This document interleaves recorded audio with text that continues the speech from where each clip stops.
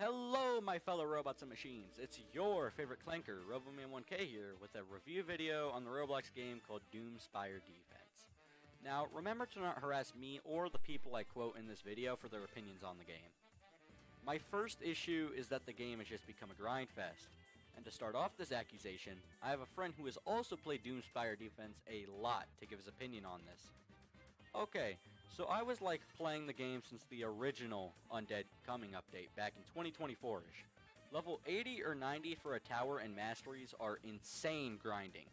Plus, the lack of small skin pools and challenges slash modifiers are making us fans dry as the Sahara Desert.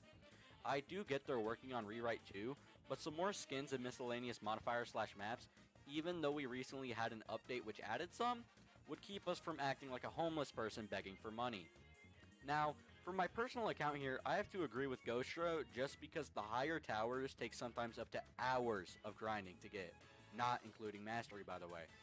If they were to mix around the amount of bricks you get for the modes and tower prices, I think this could be solved pretty easily. But overall, they need to fix the major issue of the brick economy, which brings me into another person's opinion of the game, but this person wished to stay anonymous. The game itself is more focused on quality and lackluster on content. They could have balanced it. It takes 6 months for one update, and the last update was okay, I guess. Nothing interesting. It's just TDS the Hunt event coded with more retro, and they got a lot of people loving it. There's nothing much to do after beating the main 3 modes other than grind the game. It's so heavily reliant on grinding too. Beating easy mode requires all the starter towers as the bare minimum, which takes up to 2 or 3 days. Like, I reached level 35 in 1 to 2 weeks, and I played 12 hours a day, and it wasn't even worth it in the end. Now, as you can see from this person's experience, they had legit just started and already felt the grinding of the game affected their fun and idea of the game as a whole. If the grinding is already so high for newer players, it's going to discourage them from even playing the game. Which now brings me into point 2. Mastery. Oh boy, where do I start? Now don't get me wrong, I think the mastery system is cool and unique. But I do have a major problem with it. That being the cost of the upgrades and the mastery towers themselves. And I'm not the only one who thinks this, alright? Here's an input from Pixel, the owner of another popular Roblox game. The mastery system is overly grindy, and the final reward for mastering a tower is not rewarding at all. When asked about the mastery system, this is what they have to say, and I have to agree. When Heavy Gunner out DPS's Galactic Gunner, and you remove Galactic Gunner's one trait of not being able to die, it just made the tower horrible. Same thing goes for Tycoon. The tower just isn't a good economy at all, and the time it takes to get the summons is horrible along with the summons HP. Most of these mastery towers are either just complete replicas but better, like the Spawn Mastery Tower, or horrible towers that are just worse counterparts of the original, like Galactic Gunner for example. And to add on to this is another pal of mine named Havoc. When asked what they thought about the mastery system, this is what they had to say. I don't really like most of these mastery towers. You're telling me I'm spending over 25k or somewhat for Heavy Gunner Mastery, then to only find out Galactic Gunner is worse. 18k damage? Does that matter when Galactic can't hit multiple enemies unlike Heavy? Not to mention, you're spending just enough to upgrade to the next evolution. How would just buying all the masteries be enough? It makes the game yet another grinding fest that has no relative joy sticking to a concept like Barracks and Spawn was viable as a mastery tower. Oh, and BB Gunner is one of the best mastery towers. It gives a special ability likewise to also adding on to Slingshotter's original concept.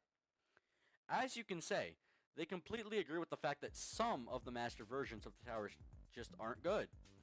That and the fact you have to pay an additional cost after buying all the mastery for an original tower just makes it fundamentally flawed.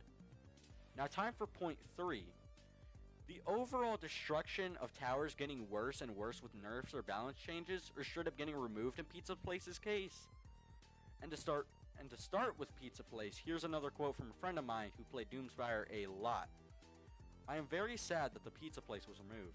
They could have just balanced it out, as the concept of an economic spawner was pretty cool, but they just removed it, which is kinda stupid. I also liked pelting pizzas at enemies with a machine gun. Now, the fact that they had to remove a tower all because they couldn't balance it was an incredibly dumb thing to do in my opinion. Now, I did speak to another player in-game just in case, called Casual Thoughts, who was level 242. He did speak about how Pizza Place was getting removed was sad, but wanted for it how it made Tick seem obsolete. But if a tower is so good it makes another look bad, then balancing the tower would have just been better than straight up removing it.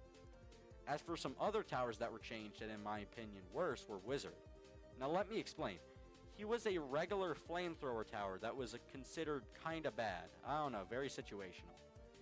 He was already changed to be a spellcaster, while the event tower from the Voxel Defenders event was already a spellcaster.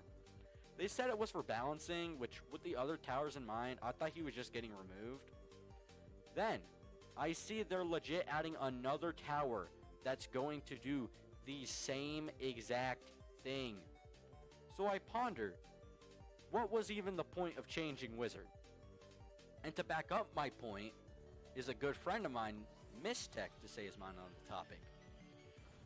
Limited towers were either too short or too long. I mean, in terms of how long it takes to get them, and for some tower rebalances, some just straight up ruin certain towers. Now, I responded with, like, Wizard Tower, and he responds back with, yes, Wizard.